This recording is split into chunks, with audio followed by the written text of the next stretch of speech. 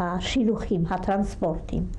והאכזרי בהם, הגדול ביותר בהם, זאת הייתה האקציה שארכה כ10 ימים. באיזה תקופה זה היה? זה היה בספטמבר 42.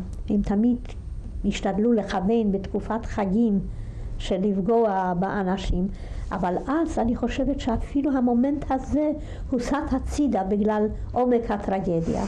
אז הוטל על היודנראט מטעם הגרמנים להכין רשימות של כל החולים, הזקנים והילדים. ועל המשטרה היהודית היה לפקוד כל בית ולקחת כל הנידונים לפי הרשימות.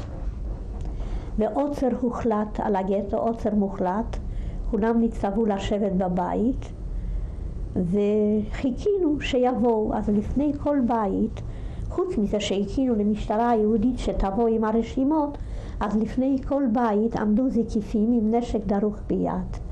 ומכוניות בגטו, הרחובות היו שוממים בכלל, אבל מכוניות מלאות SS היו עוברות ככה ביער ברעש, ומכונות ירייה היו מכוונות לכל הכיוונים.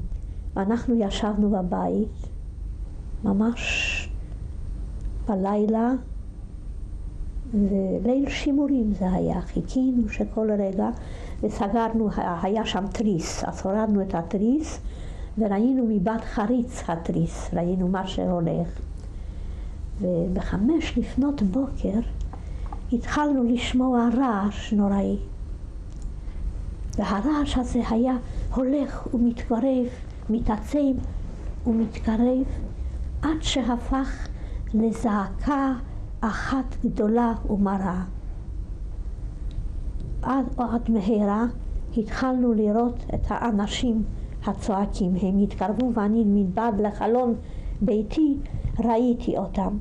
היו איזה ציבור אנשים ונשים שכולם צעקו ביחד, ויצא קול כל כך דרמטי, כל כך קשה, שנדמה לי עד סוף חיי אני לא אשכח את הקול הזה. זה עורר בנו חלחלה, זה היה קול הזה. שוב עד מהרה ראינו מגיעות לרחוב עגלות. עגלות זה בעצם מסעיות, אבל לא גדולות כאלה כמו מסעיות, רק עגלות יותר כפריות אבל גדולות, מלאות ילדים בוכים, ואחריהן התפתלו האימהות שהילדים נלקחו מהם.